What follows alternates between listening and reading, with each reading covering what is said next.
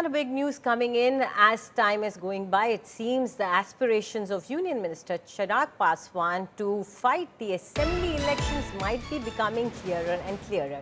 In an exclusive interview to India Today, he has made a big revelation. Chirag Paswan has said that he will script history from Shahabad area.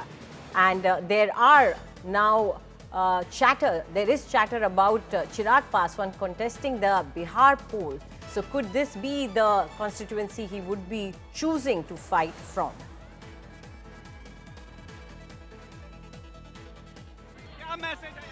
बस शुरुआत है बिहार विधानसभा चुनाव की और ये आगाज परिणाम में एक ऐतिहासिक जीत दर्ज कराने जा रहा है। शाहाबाद की धरती को ही क्यों चुना चिराग जी? शाहाबाद की कुछ लोग जो कहते हैं कि शायद हमारा गठबंधन यहाँ इतना मजबूत नहीं है, ये शुरुआत दिखाएगी कि जिसको लोग कमजोर कह रहे हैं वो एक ऐतिहासिक जीत की नींव रखने जा रहा है वो क्षेत्र।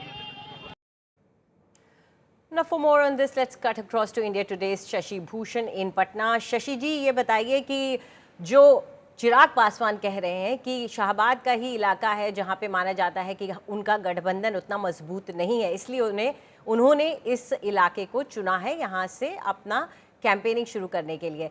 लेकिन वहां आम लोग क्या कह रहे हैं, पॉलिटिकल एक्सपर्ट्स क्या कह रहे हैं कि चिराग की मंशा क्या है वहां जाने की?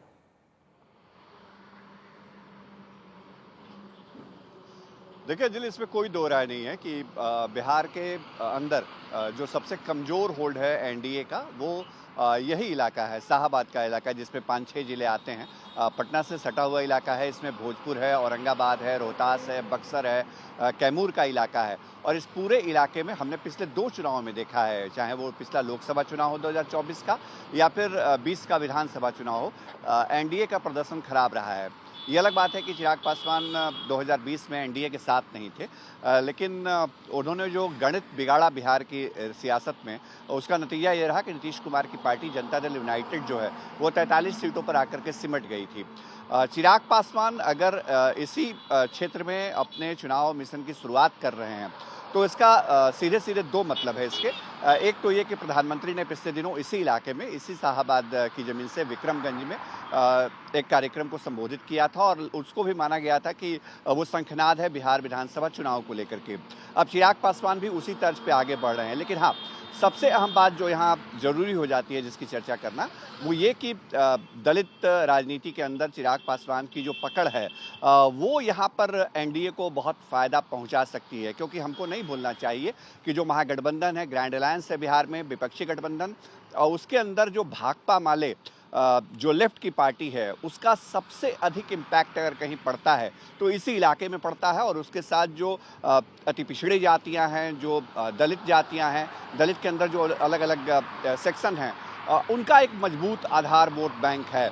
अगर उसको काउंटर करना है, उसमें सेंधमारी करनी है, तो चिराग पासवान, जीतन राम मांझी, ऐसे नेताओं को या ऐसी पार्टियां जो हैं उनको यहाँ अपना जनाधार बढ़ाना होगा। और शायद ये एक रणनीति का हिस्सा हो सकती है कि चिराग पासवान इसी वजह से आरा की ज़मीन पर अपने शंखनाद की शुरुआत करते हैं, जिसे शाहाबाद भी कहा जाता है। जी शुक्रिया, thank you very much Shashi Bhushan for giving us all those details about this Bihar pot boiler. But it seems now seat sharing is in focus in Bihar.